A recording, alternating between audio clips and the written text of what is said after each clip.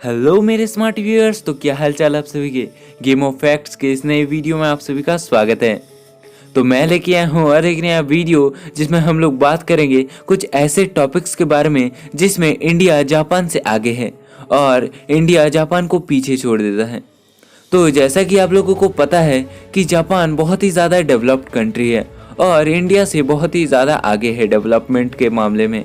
लेकिन कुछ ऐसे टॉपिक्स भी हैं जहां पर इंडिया जापान से आगे है। तो उन्हीं में से कुछ टॉपिक्स के बारे में हम लोग इस वीडियो में बात करने वाले हैं। तो देर किस बात की, चलिए वीडियो को जल्दी से जल्दी स्टार्ट करते हैं। तो फर्स्ट जिसमें इंडिया जापान से आगे है वो है फूड। जी हाँ दोस्तों, फूड के मामले में इंडिया जापान से बहुत ही ज़्यादा आगे है और इसके कई कारण भी हैं। जैसे कि इंडिया का स्ट्रीट फूड बहुत ही ज़्यादा वैरायटी वाला है और इंडिया का स्ट्रीट फूड पूरे वर्ल्ड में बहुत ही ज़्यादा फेमस है। दूसरी बात कि इंडिया के स्टेट वाइज फूड्स मिलते हैं, यानी इंडिया में हर एक स्टेट के अलग अलग फूड रहते हैं और अलग अलग फूड्स मिलते हैं खाने को।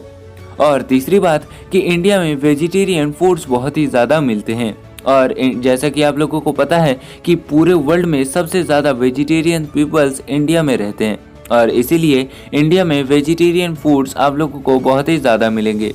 उसके बाद दूसरा टॉपिक जिसमें इंडिया जापान से बेटर है वो है ट्रेन्स। यहाँ पे आप लोगों को संदेह हो रहा होगा कि ये कैसे हो सकता है, इंडिया जापान से ट्रेन्स के मामले में कैसे आगे हो सकता है।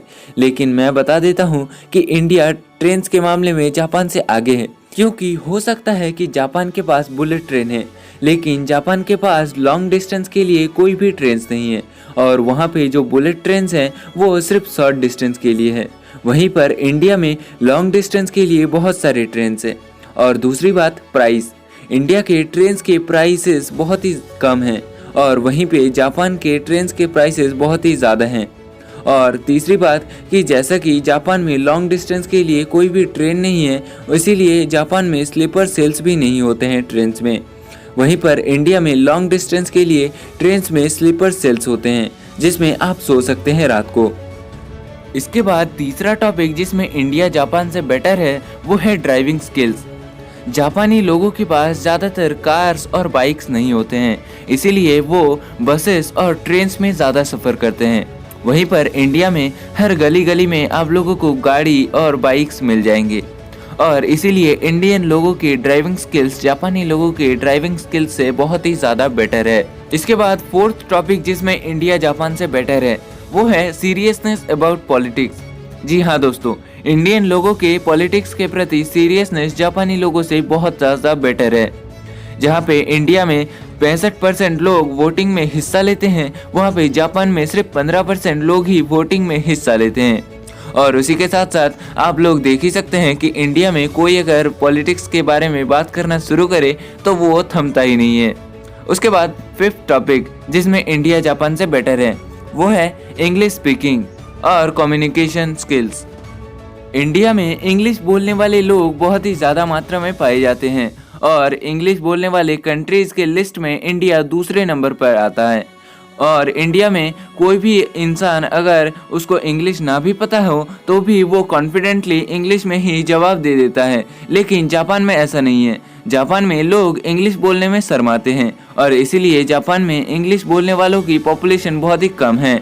और उसी के साथ साथ इंडिया में हर एक स्टेट के अलग अलग लैंग्वेजेस होते हैं, इसीलिए इंडिया में कम्युनिकेशन स्किल्स बहुत ही ज़्यादा हैं। लेकिन जापान में सिर्फ एक ही जापानी लैंग्वेज चलता है और जापान में सिर्फ वही लैंग्वेज में बात किया जाता है। इसके बाद सिक्स्थ टॉपिक जिसमें इंडिया जापान से बेटर है वो है क्रिकेट। जी हाँ दोस्तों, इसमें मुझे बताने की ज़रूरत नहीं है कि इंडिया जापान से क्रिकेट के मामले में कितना ज़्यादा बेटर है। जहाँ पे इंडिया दुनिया का नंबर 1 क्रिकेट टीम है, वहीं पे जापान का नाम क्रिकेट हिस्ट्री में कहीं भी नहीं पाया जाता है। और इंडिया के प्रेजेंट कैप्टन विराट कोहली तो दुनिया में नंबर 1 बल्लेबाज हैं। उसके बाद सेवेंथ टॉपिक जिसमें इंडिया जापान से बेटर है वो है क्रिएटिविटी। यहाँ पे मैं क्रिएटिविटी मतलब देसी जुगाड़ की बात कर रहा हूँ। इंडिया में स्टार्टअप कंपनीज बहुत ही कम हैं, इसीलिए इंडिया में देसी जुगाड़ बहुत ही चलता है और बहुत ही फेमस है। और देसी जुगाड़ की वजह से इंडिया में बहुत सारे मशीन्स आविष्कार हो चुके हैं, लेकिन जापान में स्टार्टअप कंपनीज बहुत ही ज़्यादा हैं और इसीलिए वहाँ पे बहुत सारे नई नई चीज़ें आविष्कार होते हैं, लेकिन देसी जुगाड़ नहीं लगाया जाता वहाँ पे। उसके बाद 8th टॉपिक और हमारे इस वीडियो का लास्ट टॉपिक वो है फिल्म्स। जी हाँ दोस्तों, फिल्म्स के मामले में भी इंडिया जापान से बहुत आगे है। जहाँ पे इंडियन फिल्म्स बहुत ही कमाई करते हैं, वहाँ पे जापानी फिल्म्स जापान में उतना ज़्यादा कमाई नहीं कर पाता है। और इंडिया में फिल्म्स के वैरायटीज़ भी बहुत हैं। इंडिया में हर एक स्टेट में अलग अलग लैंग्वेजेस में फिल्म्स बनते हैं, लेकिन जापान में सिर्फ जापानी लैंग्वेज में ही फिल्म्स बनता है। तो दोस्तों, ये थे 8 टॉपिक जिसमें इंडिया जापान से बहुत आगे है।